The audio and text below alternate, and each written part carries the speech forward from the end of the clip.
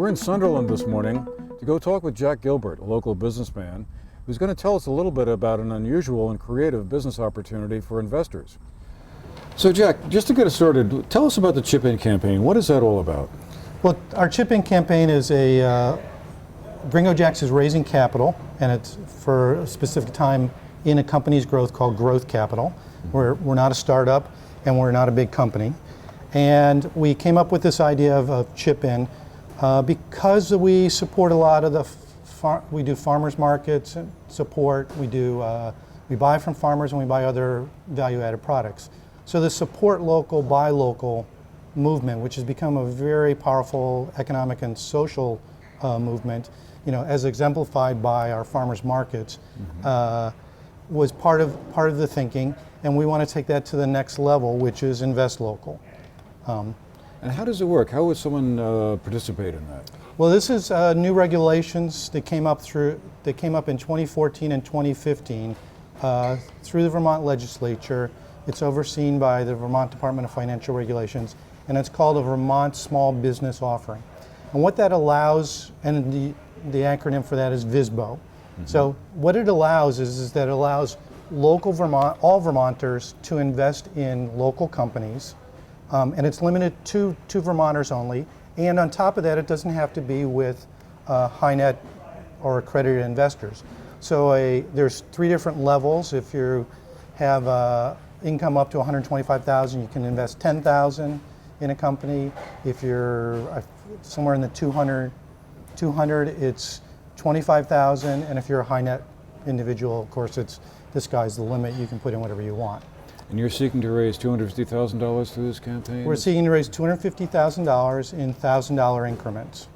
And is there a deadline on that, or can you just keep on? We're approved for a year. Okay. But we're going to be running a 90-day campaign. The initial documents actually say that we're ending the campaign at the end of September, but we took a little longer for the Department of Financial Regulation to come through, so we're going to be extending that. My first thought when I heard about this, that it sounded like another crowdfunding kind of mechanism, but it's different from, let's say, Kickstarter or some of the other crowdfunding sites that are out there. I take it this is a whole different mechanism altogether. Right. First of all, there's the part of it that's the VSBOE is a Vermont Small Business Offering exemption. We are using a crowdfunding platform called Milk Money Vermont, which is also a new entity, specifically designed for VSBOEs and in the state of Vermont. So it's about investing local and the impact of social investing and local investing. So in order to get onto our Chip In campaign, or to actually see the documents, you would go to Milk Money Vermont, prove you're a Vermont resident by either uploading your driver's license or sending a photocopy in. Then you get approval, and then you'll be able to look at all the documentations, all the notes, the private placement offering, the note subscription, the note, and also a lot of detailed information about the company, where we've been and where we hope to go. And I'm sure this won't happen. But what happens if you don't raise the $250,000? Is the money get returned to the investors, or what happens in that case?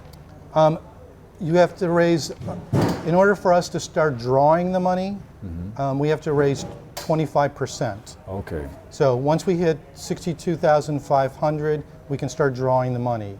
And we have a year